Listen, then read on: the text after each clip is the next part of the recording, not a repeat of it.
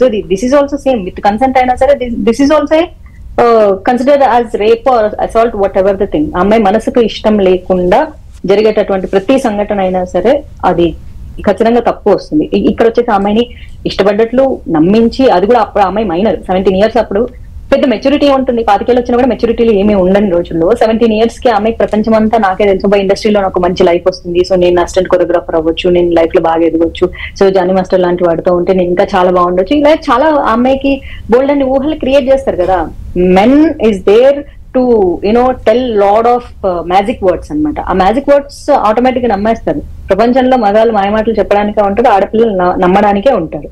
So మాయమాటల్లో నమ్మిండొచ్చు, మంచి life అనుకోవచ్చు, తర్వాత ఎక్కడికి పడితే అక్కడ అమ్మాయిని తిప్పి ఆఖరికి వాళ్ళ భార్య సమక్షంలో కూడా తనతో ఉండి తనని పెళ్లి చేసుకొని రిలీజియన్ మారమని ఆ లవ్ జిహాదీ కాన్సెప్ట్ కింద ఎలాగా అమ్మాయి బయటకు వెళ్ళిపోయి పెళ్లి చేసుకొని మళ్ళీ స్టిల్ షీస్ గెటింగ్ హెరాస్మెంట్ అంటే ఇది ఆలోచించాల్సిన విషయం కదా. మరి అలానే మనం చూస్తే హేమ కమిటీ తరహాలోనే ఖచ్చితంగా కూడా ఇక్కడ ఒక కమిటీని ఏర్పాటు చేస్తే ఎలా ఉంటుందంటారు ఫర్దర్ గా?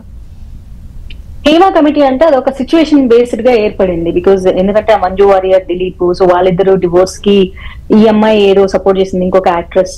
సో అతని రహస్యాలన్నీ వచ్చేసేసి, అతని ఇల్లీగల్ కాంటాక్ట్స్ అన్ని వచ్చేసేసి మంజు వారియర్ చెప్పడం, దానివల్ల వాళ్ళిద్దరు డివోర్స్ తీసుకోవడం, అతను అమ్మాయి మీద పగ పెంచుకోవడము. సో ఆ అమ్మాయి అక్కడ ట్రావెల్ చేస్తుంటే ఆ అమ్మాయి మీద సెక్షువల్ అసాల్ట్ చేసి ఆ అమ్మాయిని చంపించే ప్రయత్నం చేయడం, ఇదంతా తీసుకెళ్లేసేసి హేమ అనే ఆవిడ ఒక రిటైర్డ్ జడ్జి దగ్గరికి వెళ్ళడం, సో ఆవిడ ఒక కమిటీ ఫామ్ చేయడం, ఇదంతా ఒక ప్రాసెస్డ్ గా జరిగింది.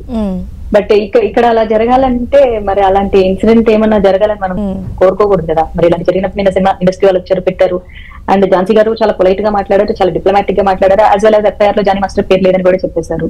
అట్ ద సేమ్ టైం అమ్మాయిలు ధైర్యంగా ముందుకు వచ్చి కేసులు ఏదైతే పెట్టారో అది ఎఫ్ఐఆర్ వరకు వెళ్ళింది కాబట్టి అది పోలీసులు చూసుకోవాలి, ఏదో సెక్షన్ కింద కేసు పెట్టారు కాబట్టి పోలీసులు చూసుకోవాలి, కోర్టులో చూసుకోవాలి, మేము చేసేది ఏం లేదు ఫిల్మ్ ఇండస్ట్రీకి. మా దగ్గరికి వస్తే మేము ఆ అమ్మాయి ఆపర్చునిటీస్ పోకుండా చూసుకోగలగడమే మేము చేయగలిగే పని, అంతకంటే ఏం చేయలేదు. ఎందుకంటే when they are big actors లేకపోతే బిగ్ డైరెక్టర్స్, ప్రొడ్యూసర్స్ చేసినప్పుడు ఎవరు ఏం చేయలేరమ్మా ఇక్కడ. Nobody can do anything. అయితే ఇప్పుడు మనం చూస్తే జానీ మాస్టర్ చాలా టాలెంటెడ్ కొరియోగ్రాఫర్ మాత్రమే కాదు, రీసెంట్ గా ఆయనకి నేషనల్ అవార్డు కూడా వచ్చింది. అది తీసుకునే లోపే ఈ ఎలిగేషన్ అనేది బయటకు వచ్చింది. అంటే అసలు ఇలాంటి సిచ్యువేషన్స్ మనం ఎలా చూడాలంటారండి? ఐ డోంట్ నో మా ఇక్కడ talent is different, character is different కదా. వ్యక్తిత్వానికి టాలెంట్ కి సంబంధం ఏముంది? You might be the top most talented person, but నీ వ్యక్తిత్వం నీ టాలెంట్ కి సంబంధం లేని విషయం కదా ఇక్కడ.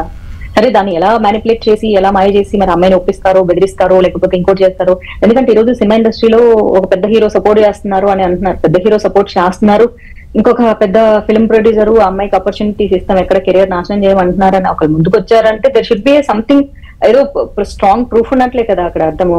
లేకపోతే మన సినిమా ఇండస్ట్రీలో మామూలుగా మనకెందుకు లేని జారుకునే రకాలు, అందరూ దొరికినట్లు దొరికి చాపలాగా చేతి నుంచి తప్పించుకునే రకాలే తప్ప ఇక్కడ అమ్మాయికి సపోర్ట్ చేస్తున్నారంటే అంతో ఎంతో నిజం లేకపోతే ఎవరు అంత గట్టిగా భరోసా ఇవ్వరు, అంతో ఎంతో నిజం లేకపోతే నిన్న వచ్చి ఫిల్మ్ ఛాంబర్ లో ప్రెస్ మీట్ పెట్టారు.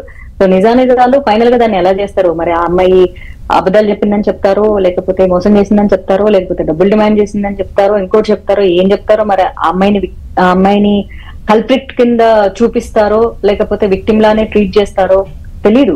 సిచ్యువేషన్ ఫైనల్ గా ఎలా బట్ ఎంత క్రియేట్ చేసిన నిజానైతే ఎవరు దాచలేరు కదండి ఆవిడ. అంటే నిజానైతే ఎగ్జాక్ట్లీ ఇప్పుడు పెళ్ళైపోయి తనకేదో కిడ్ కూడా పుట్టిన తర్వాత ఇప్పుడు వచ్చి ఆ అమ్మాయికి కేసు పెట్టాల్సిన అవసరం అయితే ఏం లేదు. So maybe there is something happened. నేను అదే అంటున్నా, టాలెంట్ కి వ్యక్తిత్వానికి సంబంధం లేదమ్మా. గొప్ప టాలెంట్ ఉన్న వాళ్ళ వ్యక్తిత్వాలు చాలా గలీజ్ గా ఉంటాయి. ప్రాక్టికల్ గా నేను చాలా మందిని చూస్తాను స్కూల్ కాలేజ్ చదువుకునే రోజుల దగ్గర నుంచి. వాళ్ళ సమాజంలో చాలా పేరు ప్రఖ్యాతులు ఉంటాయి, వ్యక్తిగతంగా చూస్తే వాళ్ళ వ్యక్తిత్వాలు చాలా నీచంగా ఉంటాయి. So both are different. అయితే ఈ మధ్య కాలంలో మనం చూస్తున్నాం చాలా ఇన్సిడెంట్స్ బయటకు వస్తూ ఉన్నాయండి. ప్రతి ఒక్కళ్ళు కూడా అంటే దీనికి సంబంధించి ఫైట్ చేస్తూ ఉన్నారు కూడా. బట్ కాకపోతే ఇక్కడ మనం చూడాల్సినటువంటి ఒక చిన్న పాయింట్ ఏంటంటే అంటే విమెన్కి సంబంధించి కూడా ఒక చిన్న డిఫర్ అవుతున్నటువంటి పరిస్థితులు కనిపిస్తున్నాయి కదా. ఇప్పుడు ఒక వర్గం విమెన్ కొంచెం దాన్ని డిప్లొమసీ మెయింటైన్ చేస్తుంటే ఒకళ్ళు మాత్రం ఫైట్ చేస్తున్నారు కదా.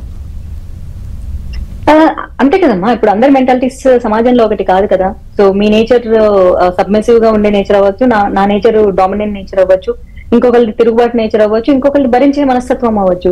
సహజంగా ఎండ్ ఆఫ్ ద డే ఏంటంటే భారతదేశంలోనే కాదు వరల్డ్ వైడ్ ఆడదానికి అంటే ఓపుగా ఉండని నేర్పిస్తారు. మన దేశంలోనే నేర్పిస్తారంటే కాదు.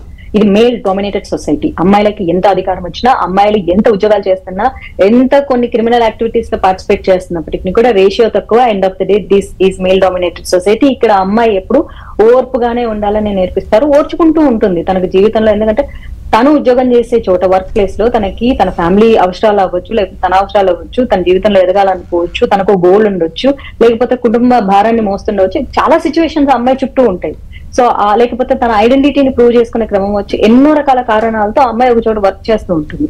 When she raises her voice, తనకు ఆటోమేటిక్ గా వర్క్ కోల్పోయే అవకాశం ఉంటుంది, మరో చోట వర్క్ వచ్చే అవకాశం కూడా ఉండదు. అలాంటప్పుడు నోరు మూసుకొని ఉంటారు కదా ప్రతి